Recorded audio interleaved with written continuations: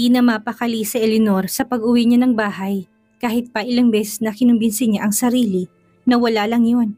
Na wala siyang dapat na ipangamba. Hindi mawala sa isip niya ang mga sinabi ni Renz. May mali eh. Hindi yun basta magsasabi kung wala itong napansin o narinig. Ilang beses niya ring pinag-isipan ang mga sinabi sa kanya nung nagdaang gabi ni Kenzo. Mukhang wala nang ang pakialam sa kanya o kahit sa bata si Renz. Malaki ang pinagbago nito. Dati-rati hindi nito magawang umalis sa tabi niya, lalo na noong kasagsagan ng paglilihi niya. Pero ngayon nakita ng tiyan niya, bigla na lang itong nagbago ng pagtrato sa kanya. At para kay Eleanor ay sobrang nakakabahala na yun. Hello, sino to? Sagot ng inaantok na boses ng lalaki sa kabilang linya na tinawagan ni Eleanor. Palakad-lakad sa Eleanor. Kabadong-kabado pa. Eleanor, tipid niyang sagot. Oh, napatawag ka. May kailangan ka ba sa akin? Nagkita kami ni Renz ngayon. Tapos, tumawag ka lang para sabihin yan? Humagal pa kang lalaki sa kabilang linya. Hindi niya maintindihan ang logic ng babaeng kausap. Nakakapagtaka lang na tinanong niya ako kung paano may nangyari sa amin noon. Hindi lang yun. Nagsabi rin siya na malalaman ng anak niya ang bata kapag lumabas na at kapag kamukha niya. Dapat na ba akong kabahan at matakot? Anong kinakatakot mo? Sa kanya naman yata talagang bata niyan. Wala kang dapat. Kenzo, help me. Pikit matang pagmamakaawa ni Eleanor. Alam niya ang lalaking ito, ang makakatulong na matino sa kanya tumala ng iba pa. Ha? Bakit? Anong problema mo? Ang totoo niyan, may hindi pa ako sinasabi sa'yo. Buo ang tiwala sa lalaking tura niya. Ilang beses na pinag-isipan niya ni Eleanor pag-uwi niya kagabit hindi dalawin ng antok. Kung gustong tulungan siya nitong si Kenzo, malamang kailangan niya magsabi dito ng totoo. Kailangan niyang aminin ang lahat. In case ay matulungan siya nitong magawa ng paraan. Dito lang siya kakapit dahil paniguradong hindi siya nito bibiguin. Hindi siya nito iiwanang mag-isa dahil iisa lang naman ang goal nila. Tungkol saan? Tungkol sa ipinagbubuntis ko. Bakit? Seryoso ba na hindi yan anak ni Renz? Ilang minutong lumipas bago sumagot si Eleanor. Kailangan niyang aminin ang lahat.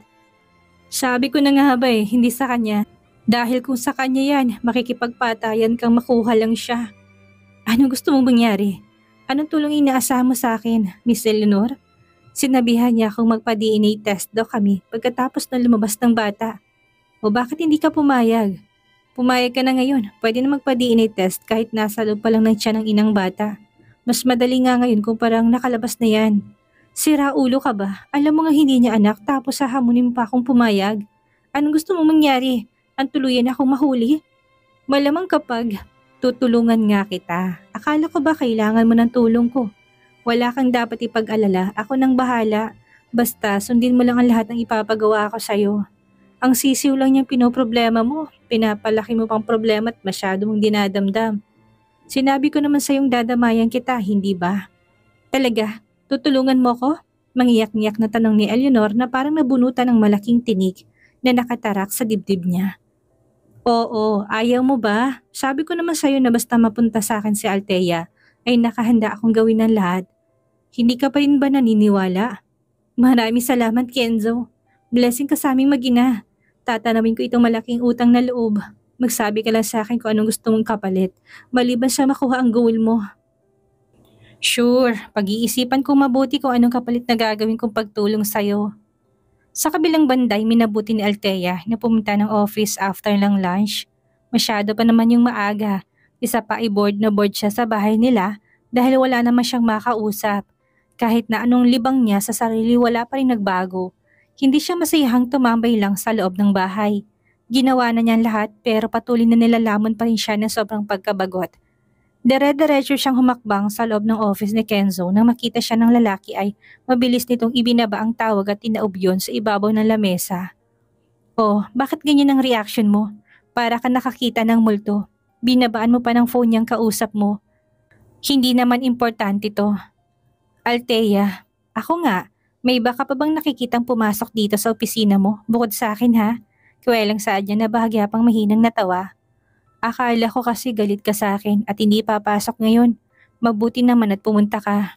Sorry na sa mga nagawa ko kagabi, Althea. Anong oras ka na pala nakauwi? Ayos na yon. Ano ka ba? Huwag mo na akong pansinin. Ayos lang sa akin lahat ng yon. Kung tutuusin ay ikaw na nagsabi ng mga bagay na nais kong sabihin kay Renz. Salamat doon. Walang anuman. Ano yan, sample design ng project na napag-usapan natin kagabi?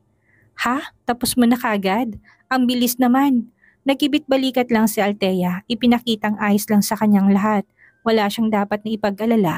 Alam niyang concern lang sa kanyang kaibigan kung kaya nasabi niya lahat ng iyon. Oo, sample lang naman yan kaya tinapos ko na. Hindi pa yan yung tunay na design at plan.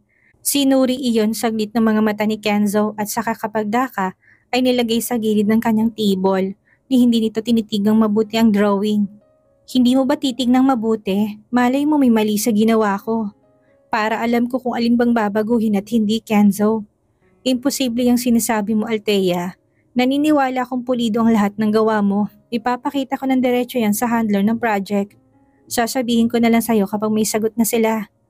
Sige, siya nga pala, consider mo na lang na day off kong araw na to, Kenzo. Pumunta lang naman ako dito para ibigay yan pero hindi na rin ako magtatagal. Aalis ka na kagad? Harang na ni Kenzo sa kanya. Oo, teka lang Althea, sandali. Bakit? May paparating na industry exhibition at bukas na ang simula. Baka gusto mo maging parte ng event. All free expenses. Sagot na ng company. Talaga? Oo Althea, ano? Sasama ka ba? Minsan lang ito. Oo naman, sige gawa ko dyan. Alam mo rin naman na wala akong hinihindaan. Saan gaganapin?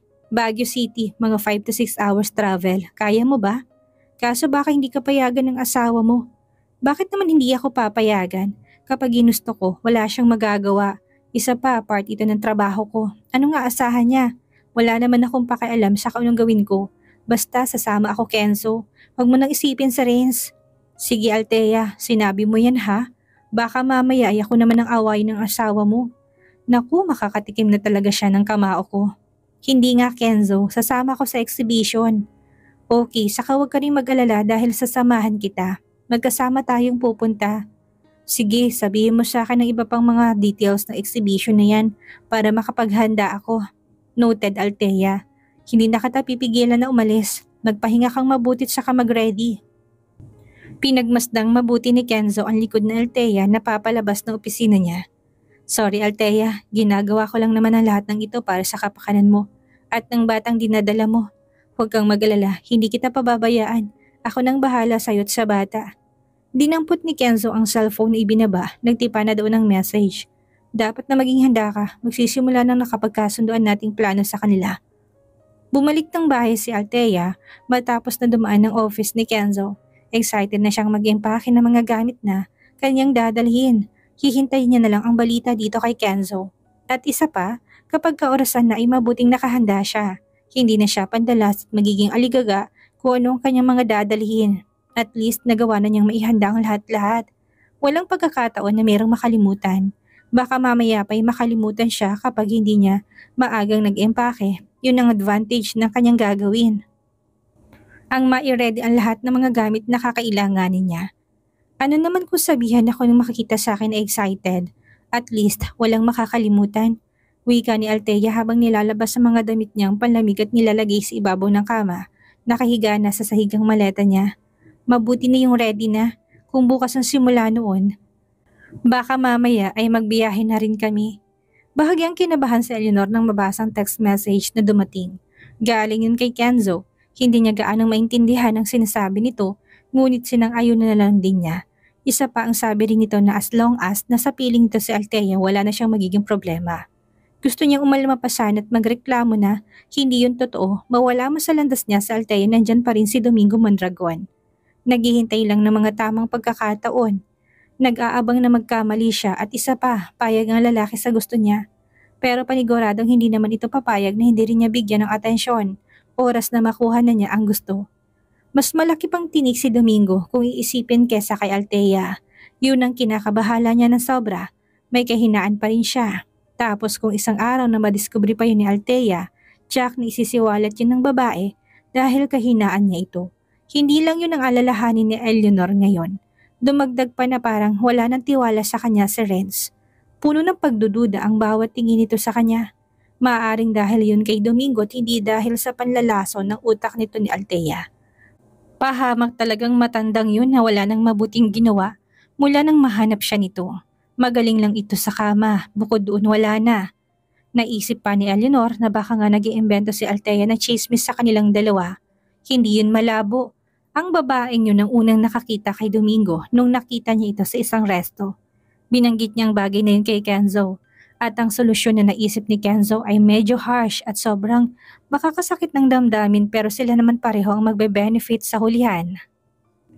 Kailangang mahuli na rin sa isang silid si Althea at ang huklubang matandang yun ang problema mo, Eleanor. Kapag nangyari yun, kapag umayon at naging matagumpay ang plano natin, solve na solve ng problema mo. Ako nang bahalang mag-comfort kay Althea. Okay, Kenzo, kailangan maisama mo si Mr. Mondragon sa industry. Exhibition ng walang paghihinala. Sundin mo lang ang lahat ng iunuutos ko. Huwag ka na magtanong kung anong kalalabasan. Ang kailangan natin gawin ay huwag mabulilyaso. Sige, ikaw nang bahala sa lahat, Kenzo. Sana lang ay hindi yan pumalpak. Ayoko mas lumala pang problema natin nang dahil dito. Tapos sa huli ako lang ang mag-isang tatanggap ng parusa. Huwag ka sana maging ganun, Kenzo. Kung makikinig ka sa akin mabuti at susundin mo lahat ng sinasabi ko, magtatagumpay tayo. Ikaw ang dapat na mag-ingat sa galaw mo. Alalahanin mo na tinutulungan lang kita. Sa ating dalawa, ikaw ang mas makikinabang sa resulta. Napangisi na sa Eleanor. Malademonyo iyon na tila ba tapos na at tagumpay ng plano nila. Nang mga sandaling iyon ay parang nagdiriwang na siya na maitataboy niya papalayo sa buhay niya nang walang kahirap-hirap sina Domingo at Althea. Sa kabilang banda ay nakarating na rin kay Renz ang tungkol sa industry exhibition.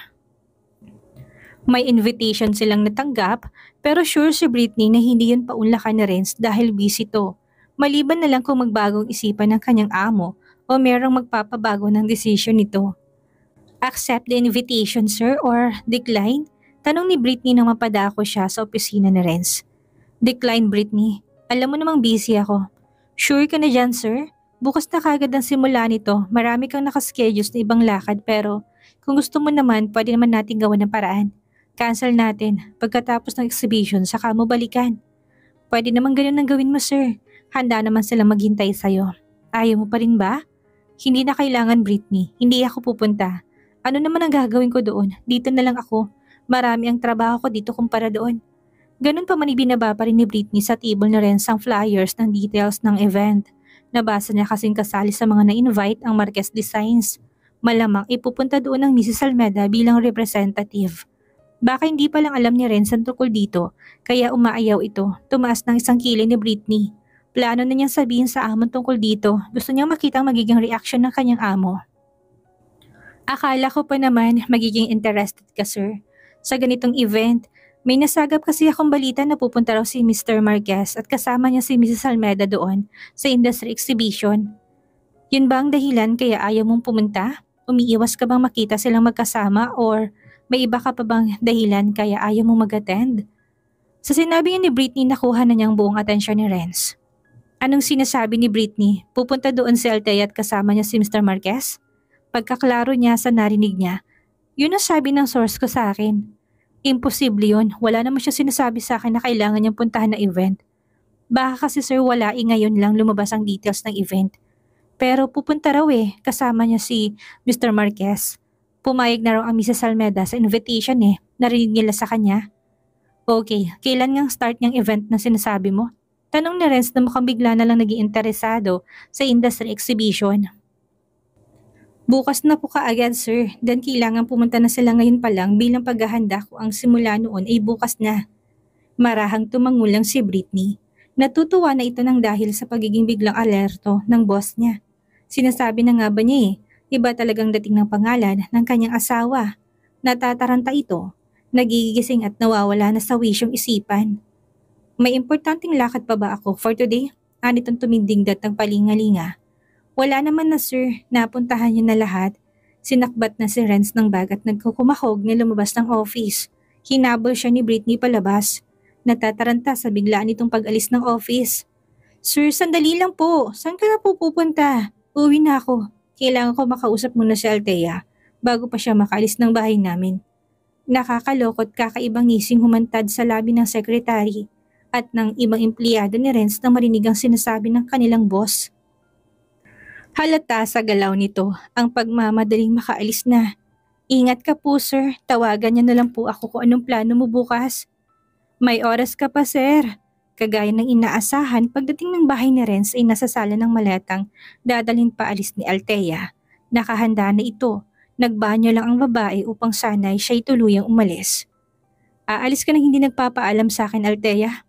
Napaiwas ang tingin sa kanya si Althea. Hindi maitagong pamumula ng muka. Naalala niya kasi ang mga kaganapan sa kanila kagabi. Trabaho naman tong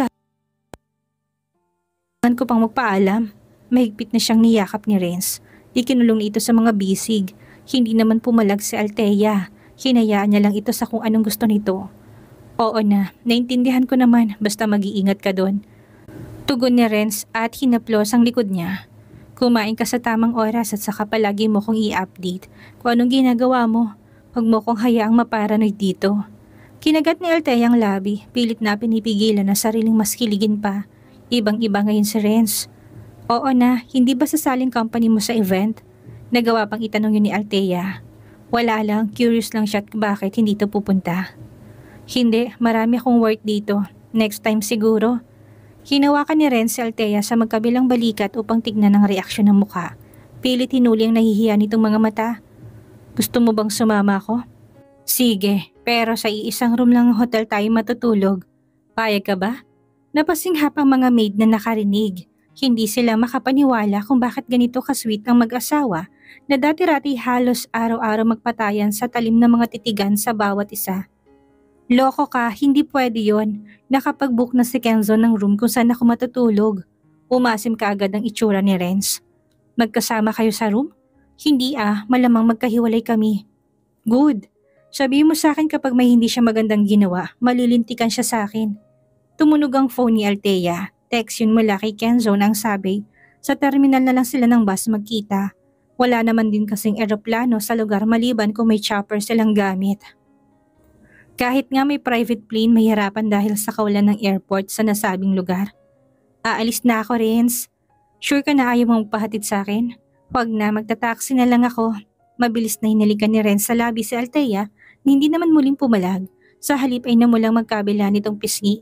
Hinatid na siya sa labas ng bahay at pinasakay pa siya nito sa taxi. Huwag mong kalilimutan tumawag sa akin, Althea. Paninigurado pa ni Renz sa bilid niya. Oo na, tatawagan kita pagdating pa lang namin mamaya doon. Sige na, aalis na ako, bye-bye.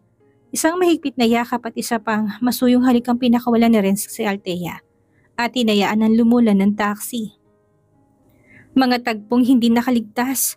Sa nanlilisik na mga mata ni Eleanor na lihim na nakatingin sa kanilang dalawa. Kailan pa naging maayos ang relasyon nilang dalawa? Puno ng puot na tanong niya doon. Tinupad ni Althea ang pangako kay Renz, panay ang update nito habang nasa biyahe sila. Bagay ni ikinatawa ni Renz. Patunay ito na talagang umaayos ng relasyon nilang mag-asawa. Nang magpaalam itong matutulog na sa biyahe ay nagpaalam na rin si Renz na matutulog na. Samantalang panay naman ang isip ni Eleanor kung paano niya magagawang mapapunta sa Renz na apartment niya at masolo sa gabing iyon. Kailangang matibay ang drama niya upang mas paniwalaan siya ng lalaki. Daga, yan. Ilang beses ko na sinabi sa'yo na maging mabait ka sa pusa at saka imposibleng magkaroon ng daga dyan sa apartment mo, Eleanor. Huwag mo nga akong lokohin. Totoo nga, babe. Hindi lang ako basta gumagawa ng kwento. Puntahan mo ako dito para malaman mo. May pag-iyak pa ito para mas maging kapani-paniwala ang acting. Ang laki pa nung daga, babe. Sobrang nakakatakot talaga. Pumunta ka na dito. Hindi ako makatulog. No, hindi ako pupunta. Ano bang nangyayari sa'yo, Renz? Palagi mo na lang ba akong tatanggihan? Iniiwasan mo ba ako? Hindi ka naman dating ganyan na. Suminghot na ang babae mula sa kabilang linya. Halatang umiiyak na. Napakalayo mo na. Ang taas mo na. Ang hirap mo nang abutin. Sa totoo lang. May asahan pa ba ako sa'yo? Bakit mo pinapasama ang loob ko? Eleanor, is it because of Althea? Nasaan na yung mga pangako mo sa akin? Daig ka pa ng mga totoong kaibigan. Ipapaalala ko lang sa'yo na hindi ako o kami ibang tao. Anak mo ang dinadala ko kaya dapat responsibility mo kaming dalawa. Napahinga ng malalim sa Renz na wala na ang antok. Wala talaga sa plano niya ang puntahan ito kahit na anong maging drama pang gawin.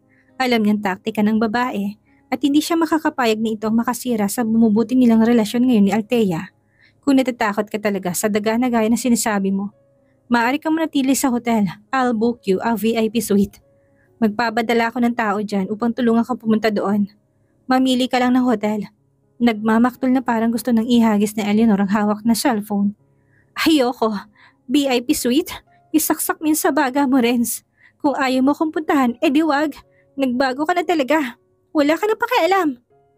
Hindi totoo yung sinasabi mo. Pagod ako sa trabaho. Gusto ko yung kumanapuntahan ka pero kung talagang gusto mo, ang daming paraan. Ang sabihin mo, ayaw mo kaya marami kang dahilan. Batid ni Renz na sinasadya lang yun ni Eleanor ngayon na wala sa bahay nila sa Althea.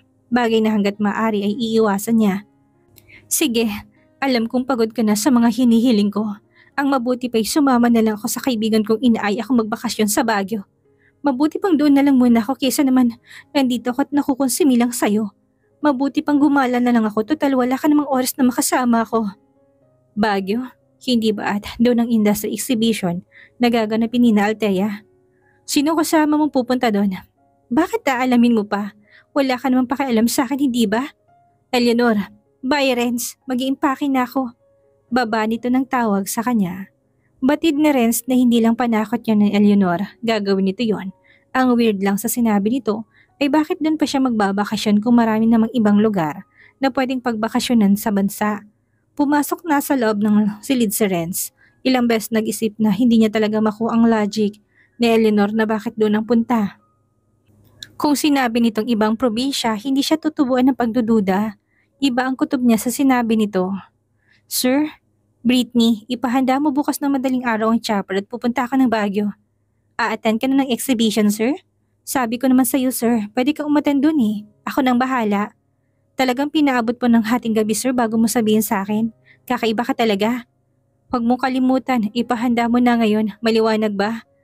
Opo, sir. Isasama mo ba ako? Kung gusto mo, kung ayaw mo, ako na lang mag-isang pupunta. Sige, sir, pag-iisipan ko kung sasamahan ba kita. Pinutol na ni Renz ang tawag, pinagnilayan ang dahilan kung bakit bigla na lang siyang nawala ng tiwala kay Eleanor nang alam niya sobrang mahal na mahal niya. Maaaring namulat na siya sa maling paniniwala. Baka nadala lang siya ng bugso ng damdamin niya. Nakalimutan na mas mahal niya ang asawa. Nabulag lang siya sa mali noon. Ano kayang mangyayari ngayong isang masamang plano ang naghihintay kay Althea? Magtagumpay kaya ang plano ni Kenzo at Eleanor para masira si Althea kay Renz? Yan ang ating aalamin sa susunod nating kabanata.